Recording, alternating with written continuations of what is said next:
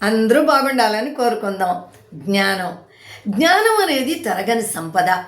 ఎంత నేర్చుకున్నా కూడా మిగిలిపోతూనే ఉంటుంది. మనం నేర్చుకున్నది గోరంత అయితే మనం నేర్చుకోవలసింది కొండంత ఉంటుంది.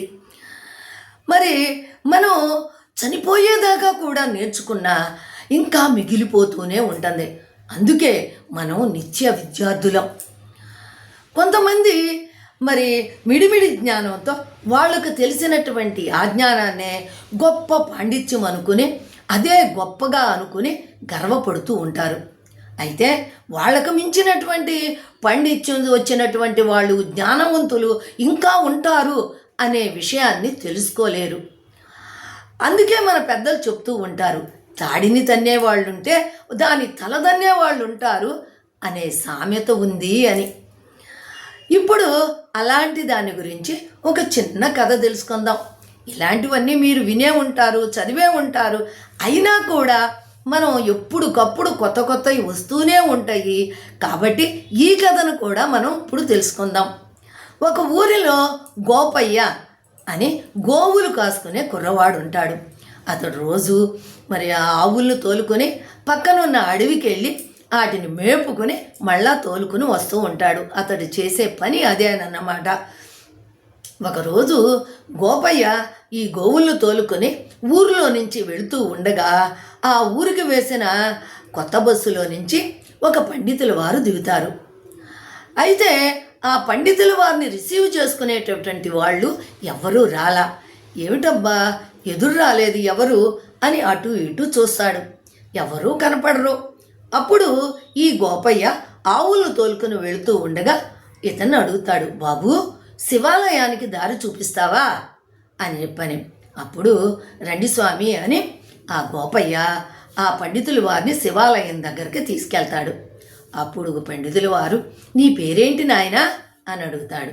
నా పేరు గోపయ్య అండి, నేను ఈ గోవులు కాసుకుంటూ ఉంటాను అని చెప్తాడు.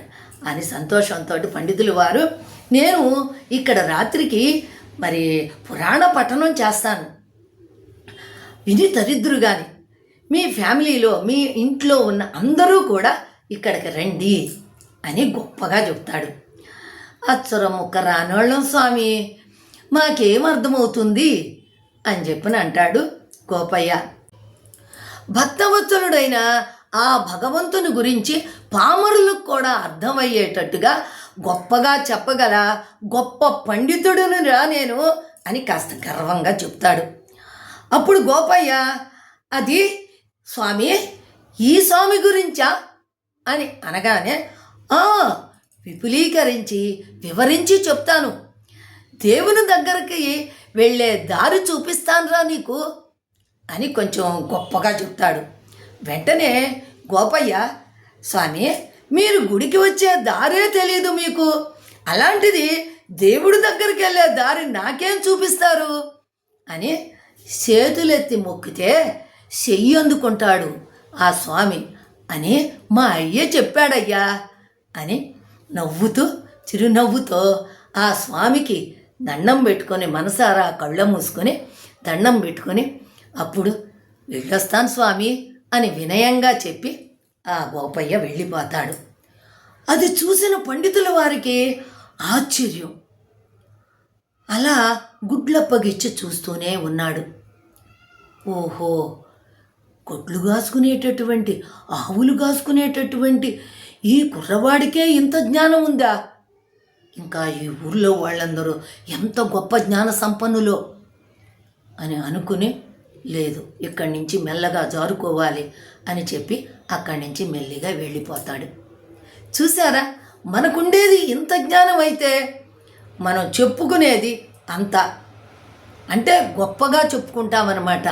కానీ ఎంత నేర్చుకున్నా కూడా జ్ఞానం మిగిలే ఉంటుందనేది అందరికీ తెలుసుకోవలసినటువంటి గొప్ప విషయం. మనం పుట్టిన పరిసరాలు, మన తల్లిదండ్రులు మనకు నేర్పినటువంటి విషయాలు, మరి ఆ పరిసరాల ప్రభావం, ఇవన్నీ కూడా మనకు కొంత జ్ఞానాన్ని నేర్పిస్తాయి. ఎవరికి ఏమీ జ్ఞానం లేదు, వీళ్ళు కోట్లు కాసుకునేవాళ్ళు, వీళ్ళకి జ్ఞానం లేదు అనుకోకూడదు. అలాగే వీళ్ళేం చదువుకోలేదు, వీళ్ళకేం జ్ఞానం తెలియదు అని అనుకోకూడదు. తరతరాలుగా వస్తున్నటువంటి జ్ఞాన సంపద తల్లిదండ్రుల నుంచి చుట్టుపక్కల వాళ్ళని గురించి మనకి కనిపెట్టి మనం ప్రకృతిలో ఉండేటటువంటి ఇవన్నీ కూడా మనం పెరుగుతూనే నేర్చుకుంటాం. అది కొంత జ్ఞానం. పుస్తకాలు చదివితే వచ్చేది కొంత జ్ఞానం. ఇవన్నీ కూడా ప్రకృతిలో ఉండేటటువంటి జ్ఞానాన్ని మనం స్వతహాగానే నేర్చుకోగలుగుతాం. మనలో కొంతమంది కొద్ది జ్ఞానం ఉన్నా కూడా ఏమీ లేని ఇస్తారు ఎగిరెగిరి పడుతున్నట్టుగా ఆ జ్ఞానాన్నే గొప్పగా భావించి గొప్పలు చెప్పుకుంటారు. కానీ అన్నీ ఉన్న ఇస్తారు అణిగిమణిగి ఉన్నట్లుగా గొప్ప గొప్ప జ్ఞాన సంపన్నులు, విజ్ఞాన సంపన్నులు మౌనంగా ఉంటారు. ఇప్పుడు తెలిసింది కదా మనకి జ్ఞానంలో ఉండేటటువంటి విషయం అంతా కూడా. కాబట్టి ఇది మీకు నచ్చినట్టయితే నాకు ఒక లైక్ చేయండి, అలాగే ఒక కమెంట్ ఇవ్వండి, మీకు కుదిరితే షేర్ చేయండి.